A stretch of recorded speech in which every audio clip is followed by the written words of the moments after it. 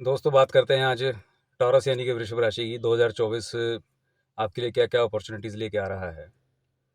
लेकिन सबसे महत्वपूर्ण बात तो यही है कि आप उसका सदुपयोग कैसे कर पाएँगे, जब तक आप खुद अपनी राशि को नहीं समझेंगे। देखिए, वृषभ राशि वाले जो होते हैं ना, टॉरस वाले जो होते हैं, ये थोड़ा-सा इनको ना 2 तरीके से अपनी अप्रोच लेकर के आगे चलने की ज़रूरत रहती है जीवन में। क्योंकि शुक्र की राशि है और शुक्र की एक और राशि होती है तुला, यानी लिब्रा।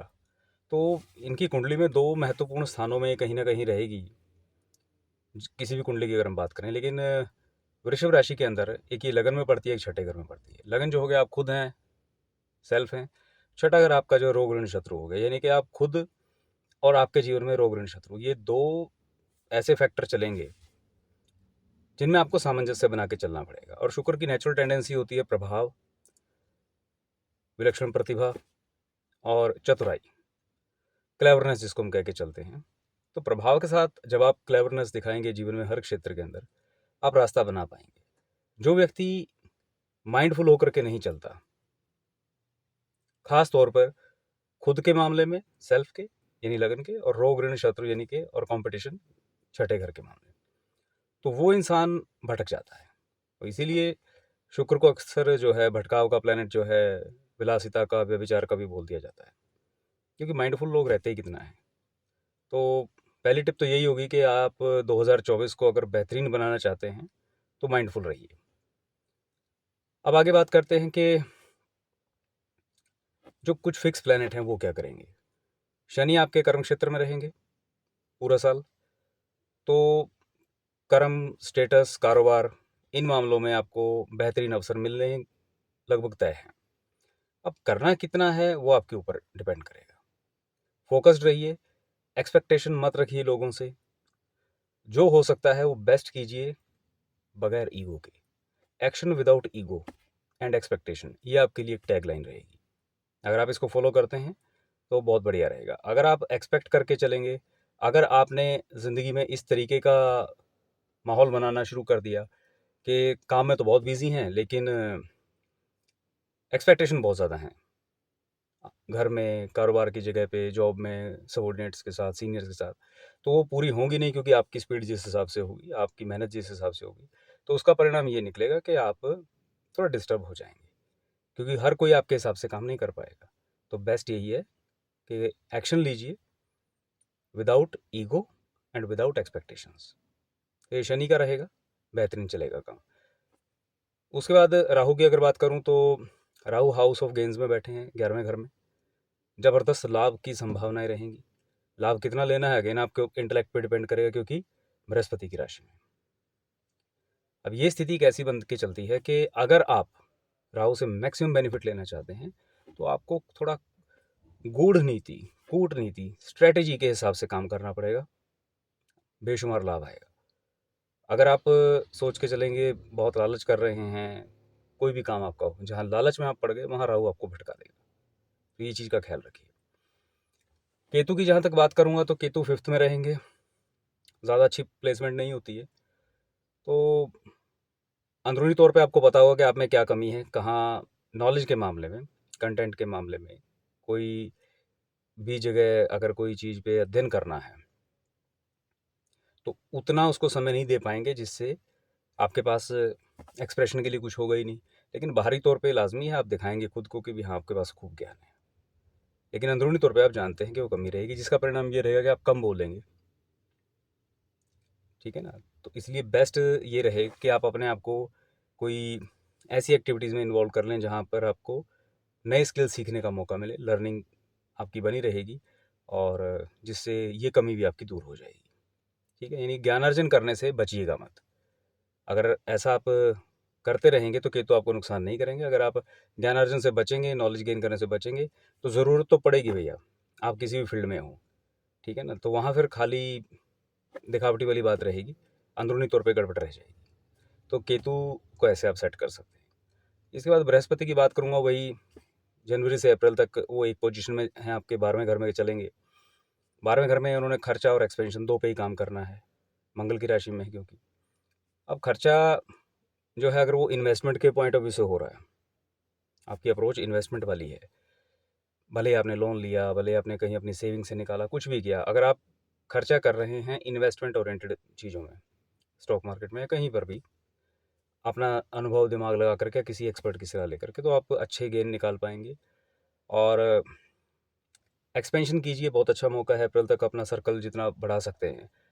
जहाँ-जहाँ से भी आपको आमदनी हो सकती हैं जीवन में, जहाँ-जहाँ से आपको फ़ायदे हो सकते हैं, खाली पैसे के बेनिफिट नहीं होते और भी बहुत सारे बेनिफिट होते हैं। तो अपना सर्कल दायरा बढ़ाइए, अप्रैल तक बहुत मौका है आपके पास। अगर ऐसा नहीं करेंगे तो खर्च तो वैसे भी होना ही है। एनर्जी, पैसा, खर्चा तो ताबड़तोड़ चलता ही रहेगा। ठीक है? फर्दर बात करते हैं कि मई के बाद क्या होगा? मई में फिर वो लगन में आ जाएँगे, फर्स्ट हाउस में आ जाएँगे। तो ये स्थिति कैसी बन के चलेगी कि ये मई से लेकर के दिसंबर तक का जो टाइम है, ये आपके पास फिर मौका रहेगा, अपने आप को पूरा साल आप डेवलप कीजिए। सेल्फ डेवलपमेंट पे ध्यान दीजिए, खुद को अपग्रेड कीजिए। ये अवसर शानदार है। जितना जो व्यक्ति भी टॉरस असेंडेंट वाला हो, चाहे वो राशि वाला हो, ये मई से लेकर के दिसंबर तक अगर वो अपने आप को सेल्फ डेवलपमेंट पे, नए ज्ञान सीखने पे, नए स्किल सीखने पे लगाएगा, आप ये समझिए 2025 में वो बंदा मौज करेगा। वही इसी साल सीखे हुए जो स्किल हैं, नॉलेज है, वो अगले साल आपको शानदार मॉनेटरी बेनिफिट्स तो खास तौर पे देगी, नेम एंड फेम भी देगी। तो इस चीज़ पे गौर कीजिएगा। अब आ जाते हैं मेन आपके राशि लॉर्ड के ऊपर। वृषभ राशि है, टॉरस है, तो उसका लॉर्ड जो होता है वीनस होता है, शुक्र होता है। शुक्र जो है भैया प्लैनेट किसका है? विलासिता का है, पहली नज़र में, आम लोगों की नज़र में। लेकिन मेरी नज़र में ये परम चतुराई का ग्रह है। एक्सट्रीम लेवल की जो क्लेवरनेस होती है, गूढ़ साधनाओं का वो गूढ़ ज्ञानी है। एक तरफ जब देवगुरु बृहस्पति हैं, तो दूसरी तरफ राक्षसों के गुरु जो है इनको नियुक्त किया गया। मृत संजीवनी विद्या इनके पास थी। लोगों को इनसे लाभ लेना नहीं आता, बहुत छोटे लेवल तक इनको इस्तेमाल करके रह जाते हैं। तो आप यदि माइंडफुल होकर के चलते हैं, सेल्फ को बढ़िया तरीके से एक्सप्रेस करने पे ध्यान देते हैं, सेल्फ प्रोजेक्शन बेहतरीन रखते हैं, लाइफस्टाइल बढ़िया मेंटेन रखते हैं, तो आप समझिए ये साल शुक्र आपको बहुत बढ़िया अपॉर्चुनिटी देने वाले हैं। शुरुआत होगी आपकी 7th हाउस से ही। जब साल चढ़ेगा तो उस टाइम शुक्र जो है 7th हाउस में रहेंगे। ये टाइम में कोशिश करें आर्गुमेंट में ना पड़ें किसी से, क्योंकि ये टाइम आपका अपना है। अपने ऊपर ध्यान दीजिए, खुद को चमकाइए, अपने स्किल दुनिया को दिखाइए, अपना जो करिश्मा है वो दुनिया को दिखाइए। फालतू की झंझटबाजी में मत पड़िए। लगभग 20-20 दिन के सेट आप मान के चलिएगा। शुक्र इस हिसाब से ट्रैवल करेंगे कि हर 20 दिन बाद उनकी टेंडेंसी बदलेगी।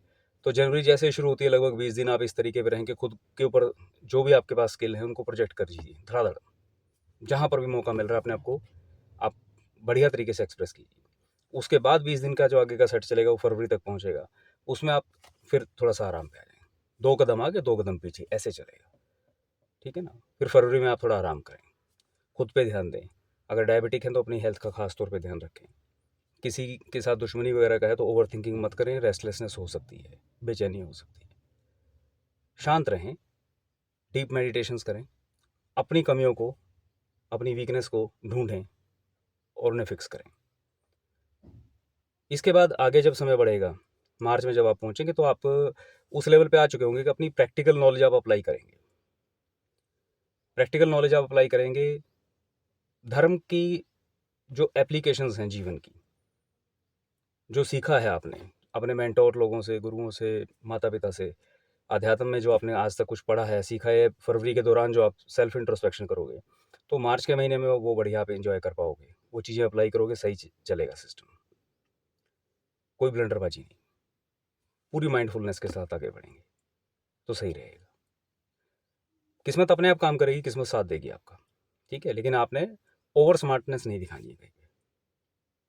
फर्दर चलेंगे आगे, तो वही फिर जब हम बात करके चलते हैं कि मार्च में सेकंड फेज़ जो है मार्च का, लगभग 7-8 मार्च के बाद का जो पूरा मार्च का महीना ही रहेगा, ये आपके पास एक ऐसा मौका लगेगा कि जिसमें हम कह के चल सकते हैं, आपको हार्ड वर्क जो है, अब थोड़ा ज़्यादा करना पड़ेगा। मौका मिलेगा करने का, लेकिन वो रिज़ल्ट भी देगा आपको। जो व्यक्ति मार्च में पूरी जान झोंक देगा अपने कारोबार में, चाहे वो जॉब हो, चाहे बिज़नेस हो, कुछ भी आप करते हो, आप अपनी पूरी ताकत झोंक दीजिए अपने काम में, फ़ोकस्ड होकर के, माइंडफुल होकर के। यकीन मानिए अप्रैल आपके पास धन के भंडार भर देगा। जो भी चीज़ में आप मेहनत करेंगे मार्च में, अप्रैल में आपके पास उस चीज़ के भंडार भरेंगे। कितने हो सकते हैं आप सोच नहीं सकते। यानी मार्च का महीना वेस्ट ना कीजिएगा, बहुत ही बेहतर होगा आपके लिए। फर्दर अप्रैल मैंने बताया आपके लिए महीना ही ऐसा रहेगा कि आपने जितने भी आप उससे पहले मेहनत कर चुके हैं, वो बेनिफिट निकालने का टाइम है। अप्रैल में खूब बेनिफिट निकालिए और राहु का पूरा बेनिफिट साथ में लेके चलिए। आपको गूढ़ नीति, कूटनीति के साथ, डिप्लोमेसी के साथ अपने कारोबार में आगे बढ़ना है। बस लालच नहीं करना है। जहाँ ग्रीड में फँसे, वहाँ फिर ये दोनों ग्रह खराब कर जाएँगे, ठीक है? दिखावा वहीं कीजिए जहाँ ज़रूरी है। बेमतलब का दिखावा अगर करेंगे तो गड़बड़ में हो जाएँगे, ठीक है?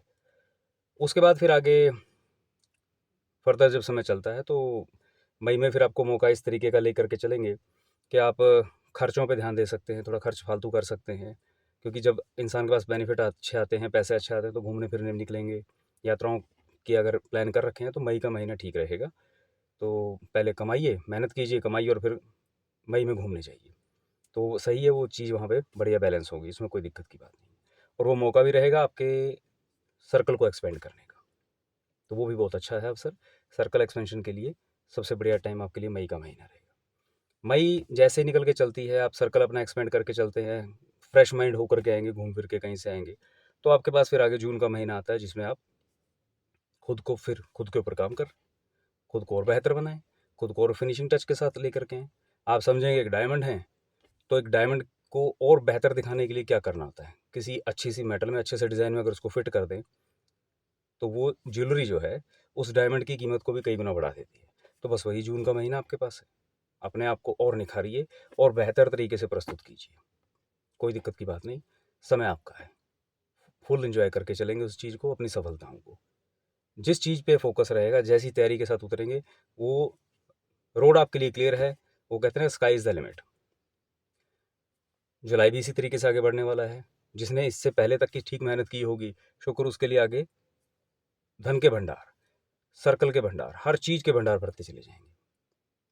ठीक है ना? जुलाई भी बहुत बढ़िया निकलने वाली है, अगर आप यही वाली स्ट्रैटेजी लेकर के चलेंगे। क्योंकि मत भूलिए, आपका माइंडफुल होकर के रहना बहुत ज़रूरी है, खुद के मामले में और रोग ऋण शत्रु के मामले में। अगर ऐसा करके चलते हैं तो जुलाई, अगस्त दोनों ये भी और शानदार निकलने वाले हैं। आपको ध्यान देने की ज़रूरत कहाँ पड़ेगी? जब आप अगस्त के लास्ट फेज़ में स्टार्ट होगा। अगस्त का लास्ट फेज़ और सितंबर आप मान करके चलें। अगस्त, लास्ट सितंबर, ये फेज़ ऐसे आएँगे कि जिसमें आपको थोड़ा-सा स्लो होने की ज़रूरत है। उस टाइम पे आप थोड़ा स्लो हो जाइए। कोई बड़े डिसीज़न नहीं लेने। अपने दिमाग से तो लेने ही नहीं है, दूसरे का भी अगर कोई सलाह लेकर के काम करें तो कोशिश करें सेकंड ओपिनियन ज़रूर लें। ठीक है? 2-3 लोग अगर एक ही काम पे ओके बोल रहे हैं, देन आगे बढ़ना। अदरवाइज़ कोई भी दुविधा के मामले में आप अगर देख कर के चलेंगे, तो निर्णय अगर आपने लिया दुविधा के अंदर कहीं पर भी, तो आप गड़बड़ में आ जाएँगे। डाइसी तो होना ही नहीं है, ये समझ के चलें। ठीक है? तो सितंबर तक आपका ये रहेगा फ़ेज़, उसमें ध्यान रखना है कि कोई ब्लंडरबाज़ी नहीं हो, ब्लाइंड गेम नहीं खेलनी, थोड़ा स्लो रहेंगे 2 महीने। होता है कभी-कभी, हर तरह का समय आपको निकालना पड़ता है। और सितंबर के बाद आपका अक्टूबर आएगा, तो अक्टूबर में लगभग वैसी स्थिति आ जाएगी जैसी अभी जनवरी में आनी है, फिर वही मौका आपके पास आ जाएगा जैसा मैंने जनवरी का बताया। और अक्टूबर ऑनवर्ड्स जो है आपका जनवरी जैसा है, फिर नवंबर में आप वापस आ जाएँगे जैसे मैंने फ़ेब का आपको बोला है।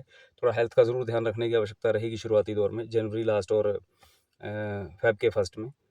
बाकी चीज़ें ओवरऑल सही रहेंगी और दिसंबर में अगेन वापस जो है, आप प्रैक्टिकल अप्रोच लेकर के जो जीवन में सीखा है, जो अध्यात्म में सीखा है, उस दिशा में आगे बढ़ेंगे, तो दिसंबर का महीना भी आपको सही रास्ते दिखाएगा। तो ये ओवरऑल जो आपका टॉरस वालों का 2024 रहने वाला है, जो अपॉर्च्युनिटीज़ हैं, वो आपके सामने हैं।